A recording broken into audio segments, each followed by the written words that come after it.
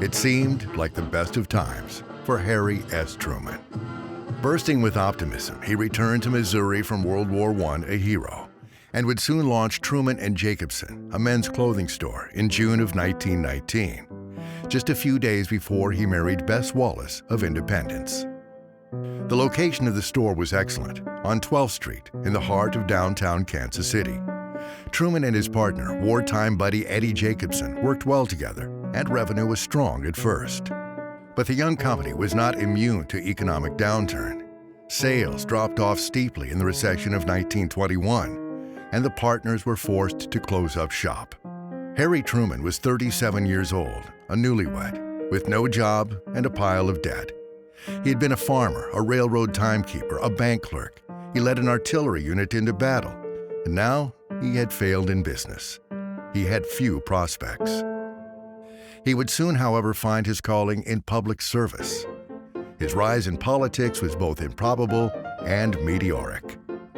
He started with the blessing and support of the Pendergast political machine, running for Jackson County Court judge, and won in 1922. Truman quickly built a reputation as a builder of roads and bipartisan relationships, and respect for him grew. He ran for U.S. Senate in 1934. Thank you very much. Even his oldest friends did not think he'd win. Of course I supported him, raised some money. We scratched for dimes and nickels, but we didn't give him a chance. We expected him to be beaten, and beaten badly. A.J. Granoff. Mr. Mayor, distinguished guests. Against the odds, Truman campaigned tirelessly across the state of Missouri and won. It was the first of many upset victories for Harry S. Truman.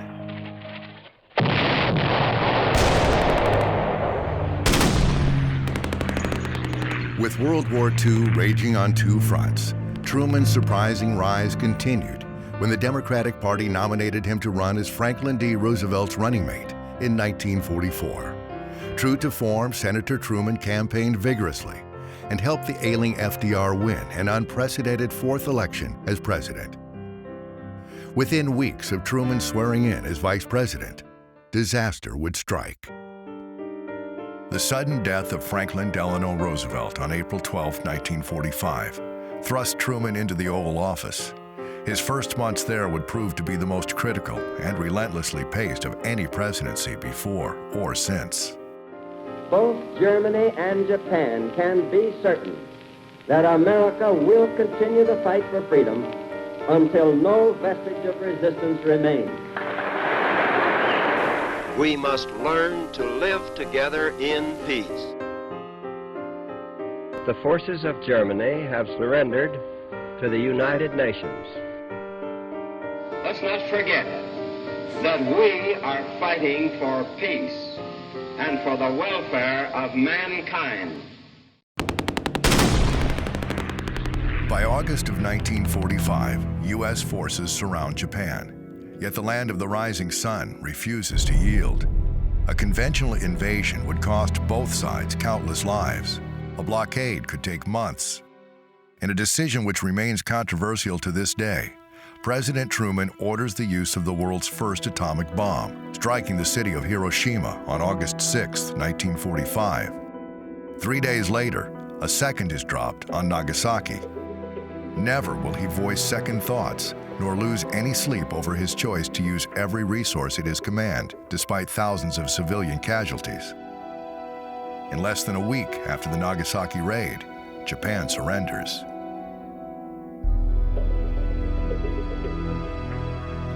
An iron curtain has descended across the continent.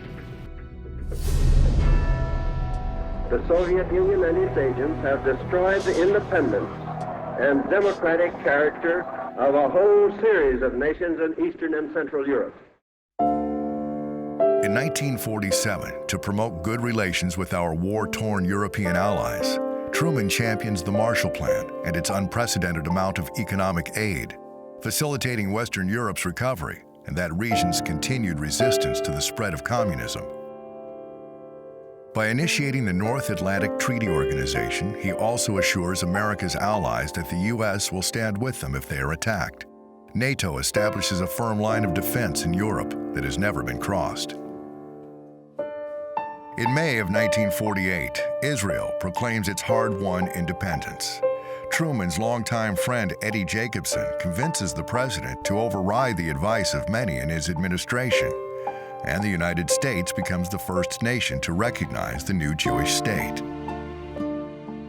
Throughout the post-war United States, civil rights are beginning to advance, one modest step at a time. Unfortunately, the American military remained segregated, and this deeply troubled the president. So a year after Jackie Robinson breaks the color line in Major League Baseball, Harry Truman, through a simple executive order, declares that all people of all colors and creeds can serve their country with honor, dignity, and equality. Senator Barkley and I'll win this election and make these Republicans like it. Don't you forget that. I am therefore calling this Congress back into session on the 26th of July. Re-elected is Harry Truman, who fought his way against every political sage in the world and won to victory.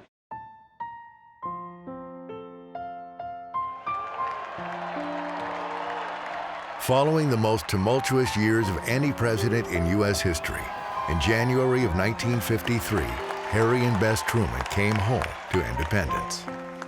I'm in the army of the unemployed now, although it's a very small army, and I'm here to tell you that a little later on, when I get the job done that Mrs. Truman has for me, which she says I'm going to have to do, that's to unpack all our goods and chattels. And it took about 7 or 8 men 3 months to get it done, so I don't know how long it's going to take one man to get it undone. After that, I'll be open for dinner engagements and things of that kind, because I may be hungry for that time. We do thank you immensely for this wonderful welcome. I don't see how anybody in the world could have a better one. Thank you very much. Just a few months later, friends from all chapters of Harry Truman's life, his boyhood, his time in the Army, his years in local politics, gathered together at the Mulebach Hotel in Kansas City to celebrate the ex-president's birthday and the good works of their humble friend. With Truman's death in 1972, the Truman Good Neighbor Award Foundation was launched to honor the president's legacy and continue celebrating his birthday. In Truman's memory, the foundation provides scholarships for college students pursuing degrees in international relations and public service. International students attend the annual luncheon as the foundation's guests as well. To honor Truman's military service, each year the foundation awards the Philip Pistilli Silver Veterans Medal to members of the military who have served our nation and their communities with distinction. The foundation continues to honor and provide a platform for leaders of the era. The Harry S. Truman Good Neighbor Award has been bestowed upon journalists, public servants, educators, military leaders, and entertainers, and each has graced this stage with opinions, stories, and respect for Harry S. Truman. President Harry Truman is the living, kicking symbol of what everyone likes about America. I remember so well hearing him at the university commencement at Howard University in the summer of 1952, when he spoke out against segregation in the Army, and when he called on equality of education, equality of military service, and all the rest. Harry Truman brought courage, imagination, and unbeatable determination to the job of leader of the free world, and the world was a better place for it. For those who only casually observe the goings-on in Washington, you know that if our country ever needed Harry Truman, it is now.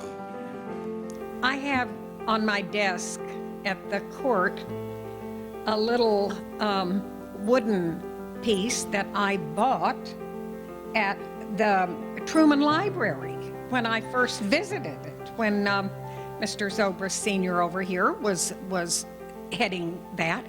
And it says the buck stops here. The simple virtues that he grew up with and lived by were coupled with an incredibly fine mind and a steel spine. It isn't just that Harry Truman was a devoted and proud citizen of Independence, Missouri, or Kansas City, Missouri, or Jackson County, or Missouri, or the United States, but that Harry Truman became a citizen of the world. And he understood that that is exactly what we all must be, citizens of the world.